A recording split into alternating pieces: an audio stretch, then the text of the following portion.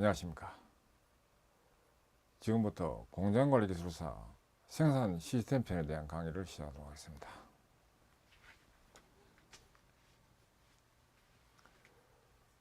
이번 강의는 제5장 생산계획, 능력계획, 수요예측 관련한 제13강으로서 수요예측 2와 기출문제에 대해서 보도록 합니다.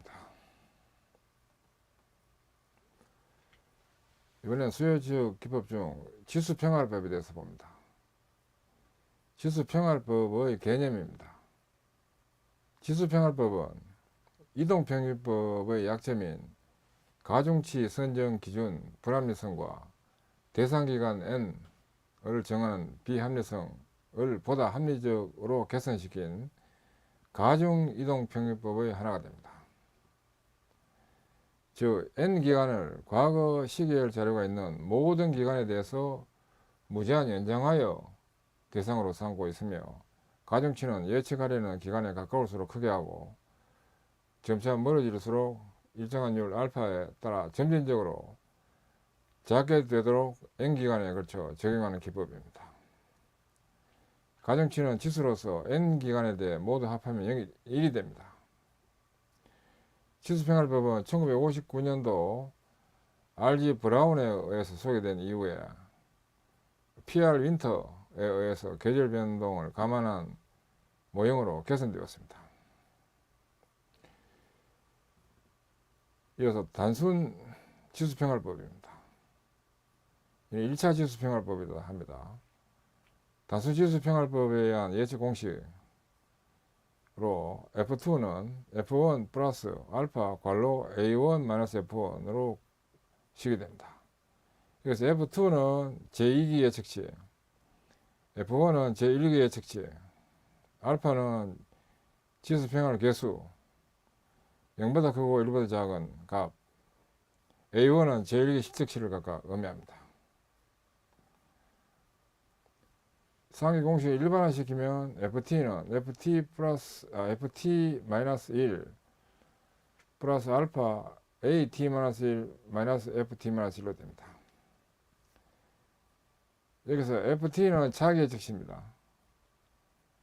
FT-1은 단기 예측치고 AT-1은 단기 실측치입니다. 위의 식은 달리 정리해서 알파 AT-1 플러스 1 마이너스 알파 한 값에다가 FT-1이라는 식이 되기도 합니다. 일반적으로 위에 있는 이 식이 이용됩니다. 그 다음에 정기 데이터를 이용하는 경우입니다. 정기는 T-2로 표현합니다. 정기가 T-2이고 단기가 T-1이고 차기가 T로 됩니다. 정기 데이터를 이용하는 경우로서 FT는 이 차기 예측치입니다. 알파 AT-1 한 값에다가 플러스 알파 1 마이너스 알파 한 값을 곱하고 여기다가 AT-2로 한 값에다가 플러스 1 마이너스 알파 한 값의 제곱에다가 FT-2라는 식이 이용됩니다. 여기서 AT-2는 정기 실측치고 FT-2는 정기 예측치입니다. 이 식은 이제 위의 식 기준하면 위의 식에서는 이것이 이용되는데, 이것이 이렇게 또 변형이 되고 이 식을 또 원형해 가지고 이와 같이 또 변형되어서 쓰이는 겁니다. 단순 지수 평활법에 의한 예측으로 1월 판매 실적이 210개, 1월 판매 예측이 200개일 때 2월분의 예측값은 얼마인가? 단 알파는 0.2다. F2는 F1 플러스 알파 괄호 A1 마이너스 F1으로 해서 구하면 됩니다.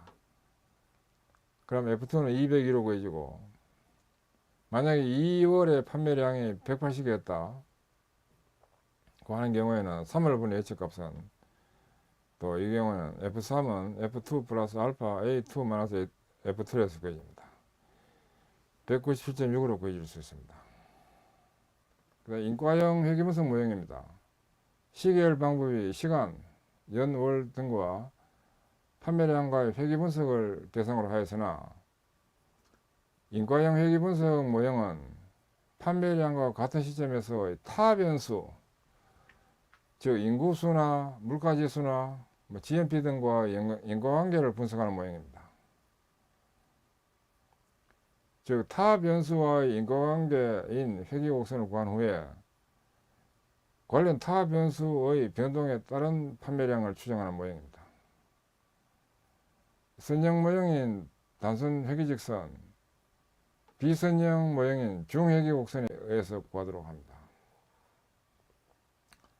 그 다음 X2 모형이 있습니다. 이 모형은 원 시계열로부터 계절지수와 추세 주기선을 동시에 구하는 방법으로서 원래는 예측 방법이 아닌 정확한 예측을 위한 기초자료를 제공해주는 목적이 되었는데 이것이 이제 X2 모형으로 또 활용된 겁니다. 예측 오차에 대해서 봅니다. 예측에는 항상 오차가 따르게 마련입니다. 예측 오차에는 편량 오차와 확률적 오차가 있습니다. 편량 오차는 영어로는 바이어스 에러, 확률적 오차는 랜덤 에러라 하기도 합니다. 편량은 편이다, 편기다, 치우침이다 이런 용어를 쓰기도 하는데 이것은 예측치가 계속적으로 높게 또는 낮게 나타나는 것으로 구조적 오류에 의해서 발생합니다. 이러한 현상은 추세, 계절적, 주기적 패턴 등의 수요 패턴 중 하나를 무시하거나 정확하게 추정하지 못했을 때 발생합니다. 예측 오차 척도입니다. 예측 오차를 최소화하기 위해서는 우선 예측 오차의 측정 수단이 있어야 됩니다. 예측 오차는 일정 기간의 예측 수요와 실제 수요와의 차이를 나타냅니다. 여기서 E는 에러를 나타냅니다. ET는 AT-FT로 정의됩니다. ET는 T 기간의 예측 오차, AT는 T 기간의 실제 수요, FT는 T 기간의 예측치를 각각 의미합니다. 한편 경영자들은 일반적으로 상당히 긴 기간에 대한 예측 오차에 관심이 있습니다. 누적 예측 오차 CFE입니다. 누적 예측 오차 Cumulative Sum of Forecast Error 두 문자 CFE, 이것은 예측 오차의 합을 말합니다. CFE는 시그마 ET로 정의됩니다. CFE 계산 과정에서 양의 값을 갖는 오차와 음의 값을 갖는 오차가 서로 상쇄되게 되므로 CFE는 예측의 편량을 측정하는 데는 유용한 기법입니다. 예측치가 실적치보다 계속적으로 낮게 나오면 CF 값은 기간이 늘어남에 따라 점점 커질 것입니다. 이와 같이 CF 값이 계속적으로 증가하게 되면 예측 방법에 구조적 결함이 있다는 것을 나타냅니다. 이러한 현상은 추세, 주기적 패턴, 계절적 패턴 등이 변한 것을 무시했을 때 나타납니다. CF를 이용해서 계산되는 예측 성과와 관련한 추적 지표 TS, 즉 트래킹 시그널 TS를 만들어서 상호 보완되도록 합니다. 평균 예측 오차는 이 바로 나타내는데 이거는 CF를 N으로 나눌 수가 합니다. 평균 제곱 오차와 평균 오차와 평균 제곱 오차와 표준 편차와 평균 절대 오차입니다. 평균 제곱 오차는 MSE라는 기호를 쓰기도 하는데 mean square error, 표준 편차는 시그마, 평균 절대 오차 MAD, mean absolute error는 예측 오차의 3%를 나타냅니다. 이 세 개의 값들은 다 작을수록 좋습니다. MSE는 시그마 ET의 제곱을 N으로 나눈 것이 됩니다. 그 다음에 시그마는 루트 MSE가 됩니다. MAD는 시그마 ET의 절대치를 N으로 나눈 값이 됩니다. 단 ET는 AT-FT이기 때문에 식이 또 이어같이 됩니다. MSE, MAD가 작으면 예측치가 정확한 것이 되고 반대로 이 값이 크면 예측 오류가 크게 됩니다. 아무튼 전체적인 예측 오차는 모든 예측 오차들이 값이 작으면 좋습니다. 그러나 제곱을 계산하는 MSE 시그마 이것은 ET의 제곱에 의한 ET의 제곱을 이용해서 구하게 되므로 ET 중에서 값이 큰 것에 가중치를 더 주게 되는 등 지표마다 오차를 측정하는 방법이 다르게 됩니다. MAD는 경영자가 이해하기 쉽다는 이유로 예측 오차 측정에 많이 사용되는 방법인데 일정 기간 동안 발생하는 오차의 절대값을 단순 평균한 것이 MAD입니다.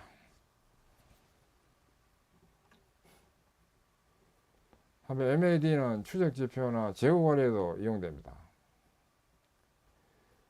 자재 재고 관리에서 MAD나 시그마가 안전 재고를 결정하는데 사용됨을 볼 수 있을 것입니다. 평균 절대 백분율 오차, mean absolute, percent error, MAP 이것은 수요 크기에 대한 상대적 예측 오차를 측정하며 예측 성과를 독특한 관점에서 측정합니다. MAP는 시그마 AT분의 ET의 절대치 한 값을 N으로 나눠서 구합니다. 백분율로는 곱하기 100 단위 %입니다. 예를 들어서 절대 예측 오차가 같은 100단위라도 수요량이 200일 때는 만일 때보다 백분율 오차가 커져야 된다는 겁니다. 그 다음 추적 지표입니다. 추적 지표는 트래킹 시그널 두 문자인 TS가 쓰이기도 하는데 이런 예측치의 평균이 일정한 진로를 유지하고 있는가를 나타내는 척도로서 TS 값이 0에 가까울수록 예측의 정확도가 높습니다. TS는 MAD분의 CFE로 정의됩니다. MAD는 이것이 이제 시그마 AT-FT 절대치 한 값을 N으로 나눠서 구하고 CFA는 시그마 AT-FT로 해서 구해지는 식이 되기 때문에 식이 이와 같이 됩니다. 예제 20입니다. 예측 오차 측정입니다. 다음 표는 8개월간 예측치와 실제 판매량이다. CFE, MSE, 시그마, MAD, MAP를 계산하라. 월, T, 수요, AT, 예측치, FT, 오차, ET, 오차 제곱, ET의 제곱, 절대 오차, ET의 절대치, 절대 백분율 오차, AT분의 ET의 절대치 한 값에다 곱하기 100으로 한 데이터입니다. 각 지표 공식을 이용하면 누적 예측 오차 CFE가 시그마 ET이고 ET는 AT-FT이기 때문에 이와 같이 해가지고 식이 되고 마이너스 10으로 구해집니다. 평균 예측 오차 이의 반은 n분의 CFE라고 합니다.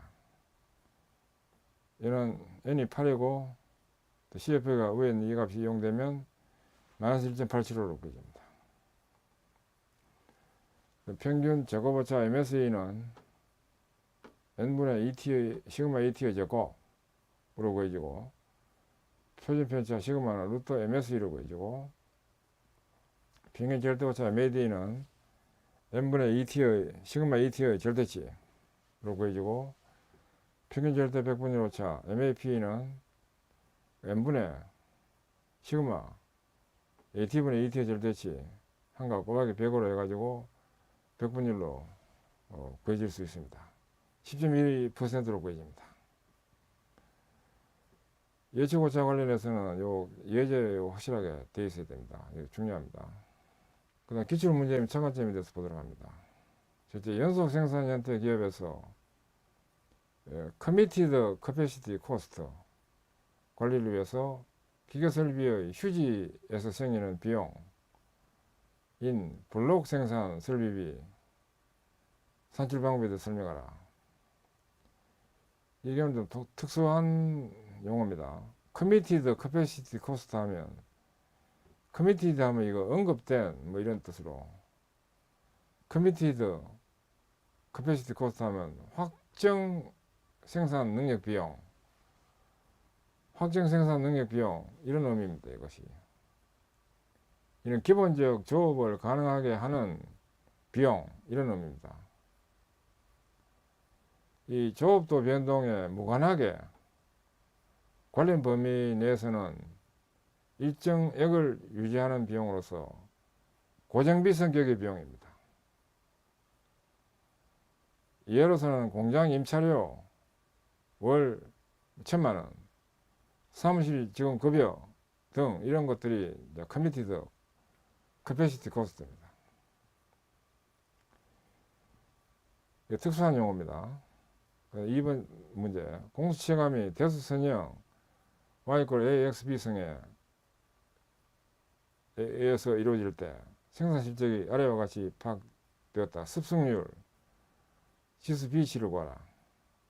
누적 생산량 누계 평균공수로 된 데이터 나와 있는데 이 경우에는 본문에 있는 공수 체감 현상 해설 참조하도록 하는데 습승률은 학습률과 같고 공수 체감률과 같은 뜻으로 쓰이는 겁니다. 그리고 B는 경사율입니다. 그리고 이거 풀이할 때 쓰는 식은 본문에 있는 제시된 식이 그게 표준화된 식이라는 걸 참고로 해서 문제를 풀면 되겠습니다. 3번 문제입니다. 생산기간 구성요소 고려해서 생산기간 합리적인 단축 방안. 이는 본문에 있는 작업기간 FT 와 그 다음에 소요 능력 추정 총작업시간 TN 여기 나오는 산출을 참고해서 그 개별 요소들이 검토되도록 해서 단축이다 하는 것은 시간이 작게 걸리도록 하는 것을 고려하면 됩니다. 그 4번 문제 학습 곡선에 대해서 간단히 설명하고 다음 문제를 해결하시오. K컨설팅에서 S사의 공정 자동화 컨트롤러 100대를 구입하면서 구입 가격 중에 직접 인건비가 100만원이었다. K컨설팅에서 추가로 공정 자동화 컨트롤러 50대를 더 구매하기로 했다면 S사에 대해 직접 인건비로 얼마를 제한할 수 있겠는가? 단 공정 자동화 컨트롤러 제작 시 학습 비율은 평균 시간 모델 하에서 90%라고 한다. 이는 본문에는 공수 체감 현상에 나오는 예제를 참조하도록 합니다. 5번 문제입니다. 일정 계획 관점에서 생산 합리화를 추구할 수 있는 방안. 이는 본문에는 일정 계획에 나오는 해설을 참조하도록 합니다. 그 다음에 6번 문제 수요 예측을 위한 질적 방법 열거하고 장단점 열거. 이런 부분에는 수요 예측과 수요 예측 기법 분류 중에 나오는 해설을 참조합니다.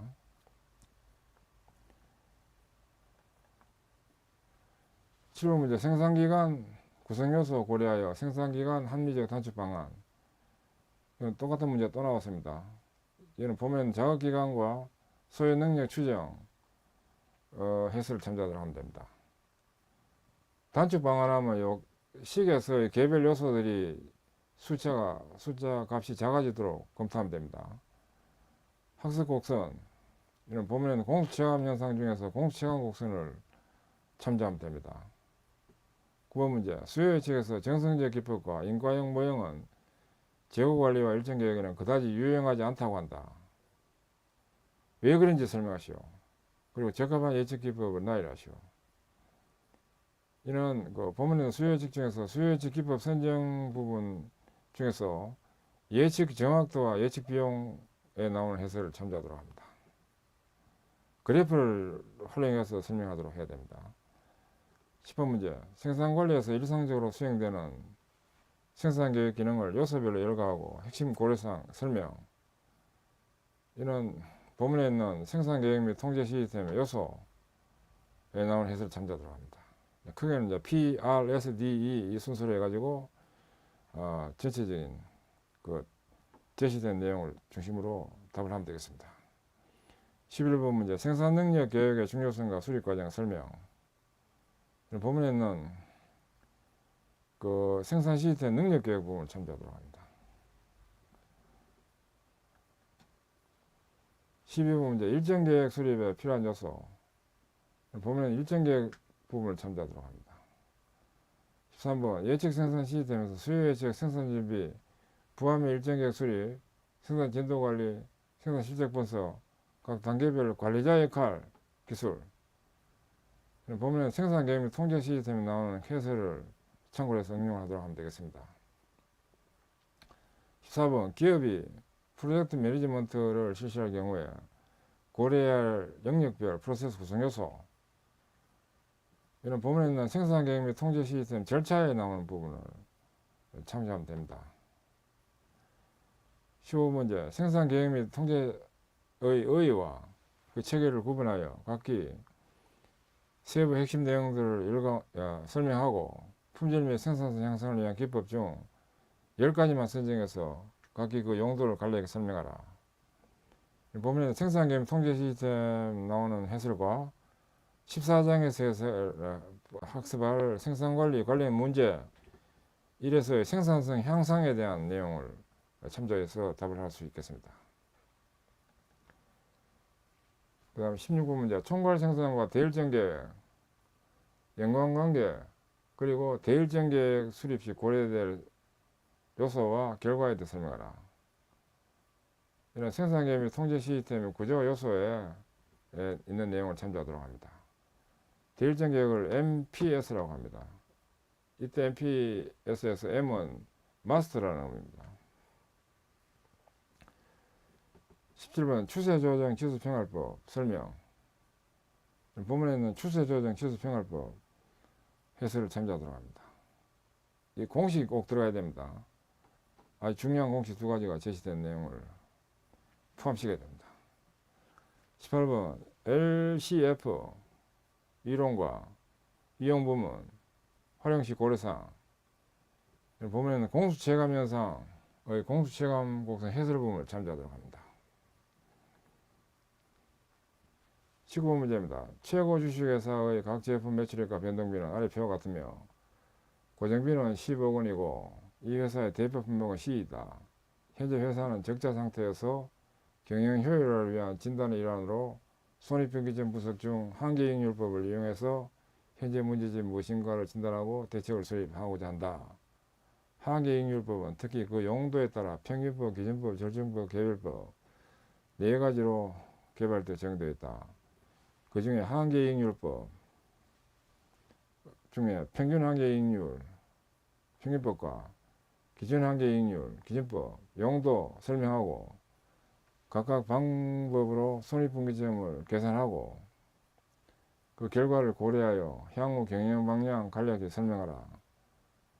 제품 매출액 변동비가 있고 그 설명하라는데 이 부분은 품종계획의 방법 중에서 손익분기점 분석의 평기계절 4개 설명과 예가 있습니다. 이거 참고하면 되겠습니다.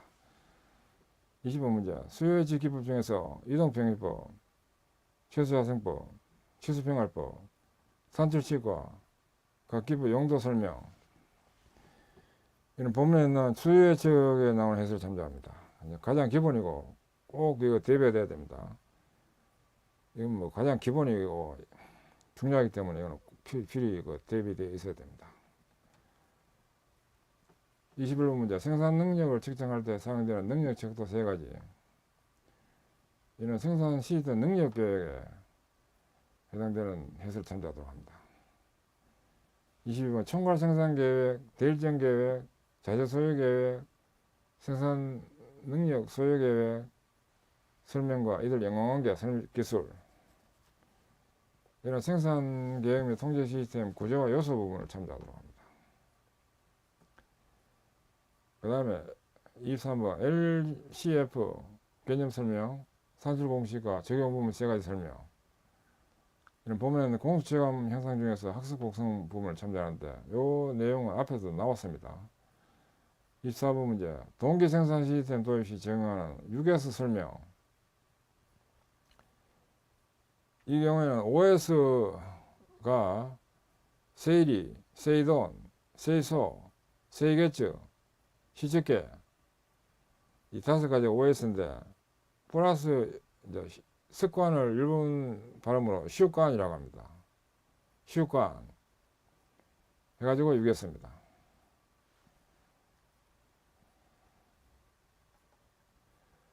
그 다음에 25문제 계획된 생산량과 실제 생산량의 차이가 생기지 않도록 실시하는 생산 통제 기능 설명. 이런 본문에 있는 생산 계획 및 통제 시스템의 부분, 그 다음에 생산 형태에 따른 생산 계획 및 통제 기능 부분에 해당되는 해설을 참조하면 되겠습니다. 그 다음에 이제 왜 그 계획과 실제가 유리되는가 하는 거 그것도 내용이 들어있습니다. 이 안에 그 부분이 들어가야 됩니다. 참고로 한국산업인력공단 시행시험이 2012년도부터의 기출문제에 대한 해설은 제20장부터 최근 기출문제로서 별도로 정리 해설됩니다.